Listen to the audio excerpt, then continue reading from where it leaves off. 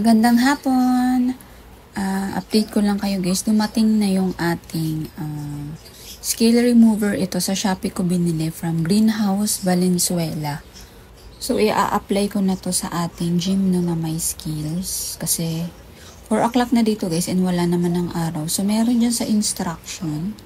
So, apply on the affected area for 3 to 5 days for 3 weeks. Yan. So, pwede sa affected area at saka sa topsoil. Yan. I-spray daw to. So, dahil wala naman ng araw dito sa amin guys ng 4 o'clock, itatry ko na dito sa ating T-lines. Binrush ko na to guys and bumalik pa yung kanyang mga scales. Yan, maliliit. Na puti-puti. Ayan. Mahirap pa naman dito sa T-line kasi ano siya, mamasel yung halaman, di ba? So, sumisiksik talaga siya. So, ayan. I-spray ko to sa buong plant. Tapos, i-update ko kayo guys once na maging effective ito.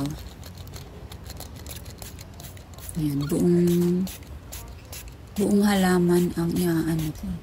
And pwede din lagyan ang topsoil nito guys. Pero since in-uproot ko naman na to, no need ko nang lagyan yung lupa. Kasi new soil niya na to. So, yung buong halaman lang. Yan. Tapos, itatago ko na lang siya. Kahit wala naman ng direct sun ngayon, guys. Iaano ko pa rin siya. Ensure na nalagyan lahat. Ayan. Yan. Sana effective naman to. Yan. So, itatago ko siya dito sa baba. Dito. Para, ano pa rin kasi, may reflection pa rin ng araw dito. Kahit morning sun kami. Happy afternoon! Thursday na ngayon guys. So yung pag-spray ko kahapon yun ng Wednesday. So ngayon ay Thursday na ng 3 PM. And check natin kung anong nangyari. Meron kayang pagbabago. Meron pa. Ayan. Meron pa siyang puti-puti. And, i-sprayhan ko ulit siya after 3 days. Siguro Saturday or Sunday. Tapos, babrushin ko kung madaling matanggal na. Ayan.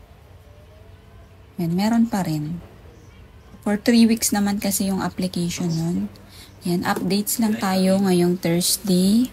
Ayan, sobrang init na ngayon guys. Grabe. Ayan, tingnan nyo naman nangyari sa acting Potosina. Ang laki ng kagat guys. Oh.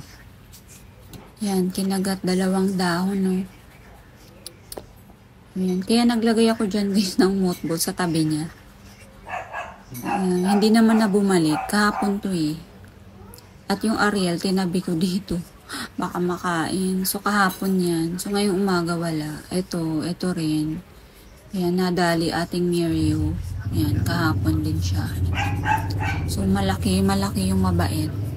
Diyan yan guys, dito sa ilalim ng mga ibon, may ano siya dyan, may daanan. So, mamaya, tatakpan ko na.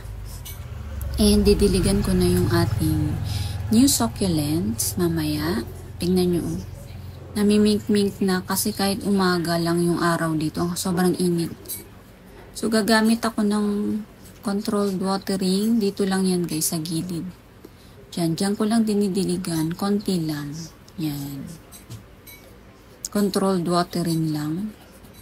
Yan, tatabi ko muna. Mamaya na guys, siguro mga 5 or 6 PM ko gagawin yan. Kasi 3 o'clock pa lang naman ngayon. And plano ko sa kanila is, sa second watering ko, ilalabas ko na sana. Kaso yung, iba yung tindi ng init ngayon. Mabait din naman kasi yan si Chloe. Teka, may dry lips. Ay, ayaw pa. So, mabait naman kasi sila, kaya ilalabas ko na sana. Ito rin, mabait din naman sa akin yung isa kong apricot bar. Si Pink Ganzu, wala pa ako.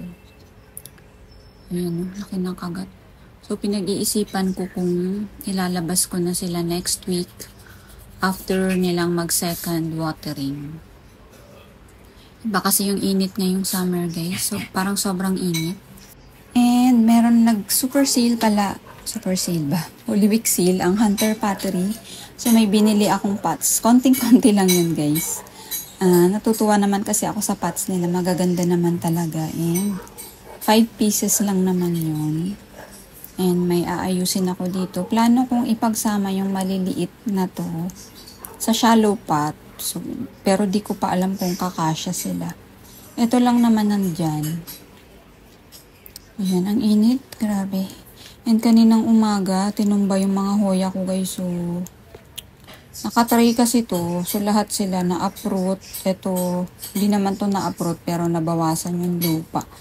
Ay, hindi ko pa nadagdagan. Pagising ko, yun yung bumungad sa akin. Tingin ko nakapasok yung pusa kagabi. Ayan o yan, na-uproot. Ito yung inoobserbahan kong astro. Kasi ayan o, nagkukulay, Di ko alam kung rust. Ayan o, kulang sila ng mga lupa. And plano ko dito guys, ipagsama sila sa rectangular pot. I-compact ko sila, yung mahaba ko. Dito, lalagay ko dito. Ayan. Yung mga cute natin na gym, super stress na guys, Yung baby T-line. Laki na niya, Ayan, baby to nung ko. Yung T-line nito, ito. Ayan, Mas makulay na yung anak niya. Mas pretty na sa kanya. Ayan, Super sun stress. Tas ito naman yung ating mga baby na root beer. Ayan. Iniikot-ikot ko to guys kasi nakaharap na sila sa araw. Ayan. Iniikot-ikot ko yan pag napapansin kong nakaano na sila sa araw. Yan, iba talaga yung init ngayon. Mamaya ko na yan guys. Dadagdagan ng lupa. 5 or 6 p.m. And ingat din tayo sa pagdilig guys sa mga dahon ng ating halaman. Tulad nito. Binasa ko yung leaves niya kasi sobrang alikabok nung isang araw. And after nun, ayan, nagbabrown Ayan, na sunburn agad Ayan Kasi kahit ang araw dito guys is umaga, masakit na sa balat. Ayan, pero may new leaves naman siya. Sobrang alikabok niya kasi. Tapos meron pa dito yung anthurium ko. Grabe. Pag diniligan ko siya, ay hindi naputol ko na pala.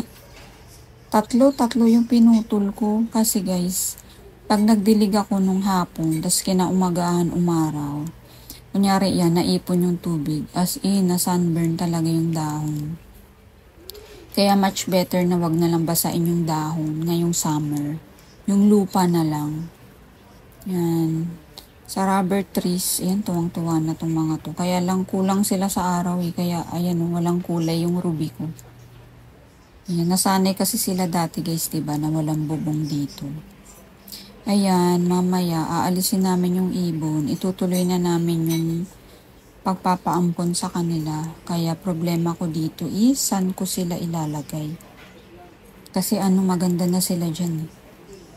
So, aayusin ko na lang dyan. Tas, pakita ko na lang next video. So, yan lang naman guys ang Thursday natin. Ingat kayo, stay healthy and stay hydrated. Thank you so much for watching and see you again soon. Bye!